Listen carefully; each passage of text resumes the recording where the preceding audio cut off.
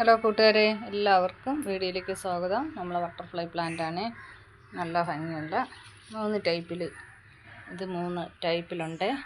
ഇതൊരു കളറാണ്. ഇതിൻ്റെ ഇങ്ങനെ അകത്തൂടെ ഒരു ഡിസൈൻ കണക്കാണ് പറഞ്ഞത്. ഇത് പ്ലെയിനായിട്ട് ഡിസൈനൊന്നുമില്ല. ഇതുകൂടെ നല്ലൊരു ഭംഗി, ഇതുകൂടെ ഡാർക്ക് കളറ്.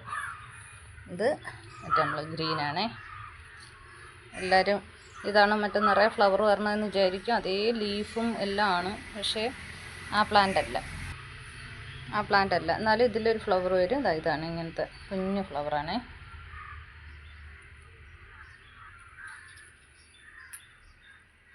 ഇത് നമുക്ക് എങ്ങനെ പെട്ടെന്ന് പിടിപ്പിച്ചെടുക്കാമെന്ന്, നല്ല ബുഷിയായിട്ട് എങ്ങനെ വളർത്തിയെടുക്കാമെന്നാണ് അത് ഞാൻ ചെയ്യുന്ന രീതിയാണ്.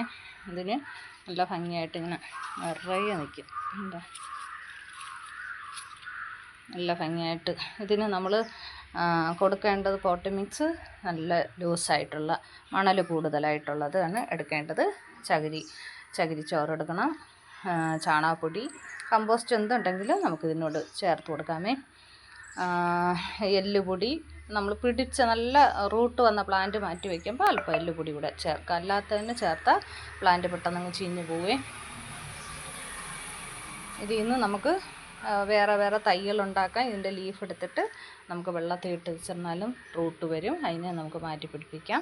ഇല്ലെന്നുണ്ടെങ്കിൽ ഒരു ലീഫ് എടുത്തിട്ട് നമുക്ക് ഇതുപോലെ മാറ്റി ഒറ്റ ലീഫിൽ നിന്നാണ് ഇതിങ്ങനെ പറഞ്ഞാൽ മണ്ണിൽ കുത്തി വെച്ച് 1 മാസം ഒക്കെ ആകുമ്പോൾ നമുക്ക് പുതിയൊരു പ്ലാന്റായിട്ട് ഇതെല്ലാം അങ്ങനെ എടുത്തതാണ്.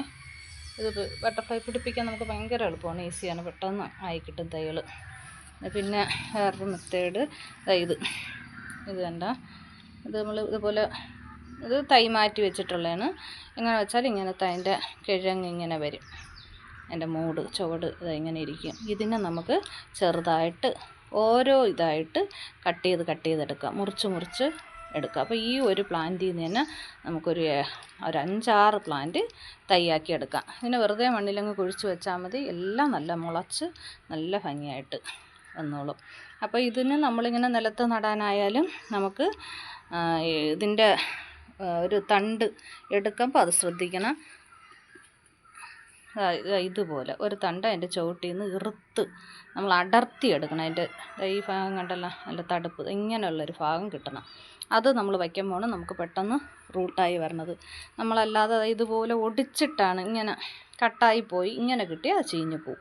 ഇങ്ങനെ കിട്ടി നമുക്ക് അത് വെള്ളത്തിൽ ഇട്ടാലും അത് ശരിയായി കിട്ടില്ല. നമുക്ക് ഇതുപോലെ ഇങ്ങനെ വരണത് മാത്രമേ നമുക്ക് ഇതോട് ചേർന്നുള്ള ഭാഗം നമുക്കിതിൽ നിന്ന് എറുത്തെടുക്കണം. ഇങ്ങനെ ഒരുപാട് പേര് പറയണേണ് ഇതെങ്ങനെ ശരിയാക്കി എടുക്കണം, നമുക്ക് കിട്ടണില്ല, ചീഞ്ഞ് പോയി എന്നൊക്കെ ഒരുപാട് പേര് പരാതി പറയണുണ്ട്. അപ്പോൾ ഇങ്ങനെയാണ് ചെയ്യാനുള്ളത്.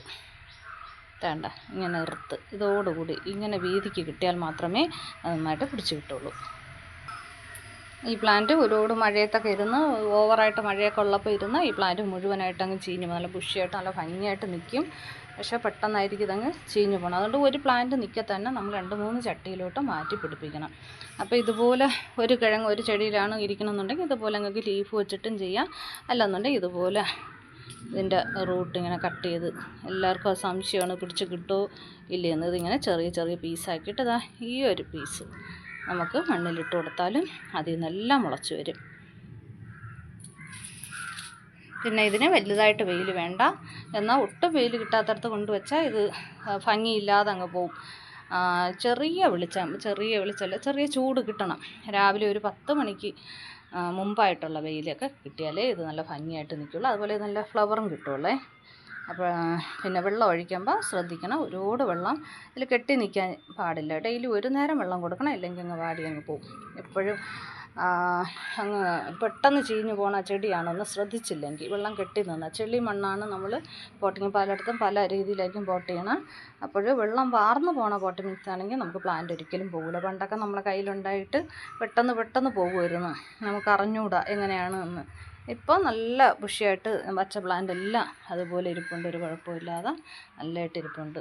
അപ്പോൾ കൂട്ടുകാരെല്ലാവരും ഇതുപോലെയൊക്കെ പിടിപ്പിക്കണം. ഇടയ്ക്ക് സാഫൊന്ന് ഒഴിച്ചു കൊടുക്കണം, വിലയ്ക്കൊന്ന് ഒഴിച്ചു കൊടുക്കാം. ലിക്വിഡ് വളങ്ങൾ, ചാണകവെള്ളവും എന്തെങ്കിലുമൊക്കെ ഇതിന് കൊടുത്താൽ മതി. ഇതിന് ഭയങ്കര കെയറിങ് അങ്ങനെയൊന്നുമില്ല. എന്തെങ്കിലുമൊക്കെ കൊടുത്താൽ മതി, നല്ല ഭംഗിയായിട്ട് നിൽക്കും. കൂട്ടുകാർക്ക് വീഡിയോ ഇഷ്ടമായ ലൈക്കും കമൻറ്റും ഒക്കെ ചെയ്ത് സപ്പോർട്ട് ചെയ്യണം. ഓക്കേ.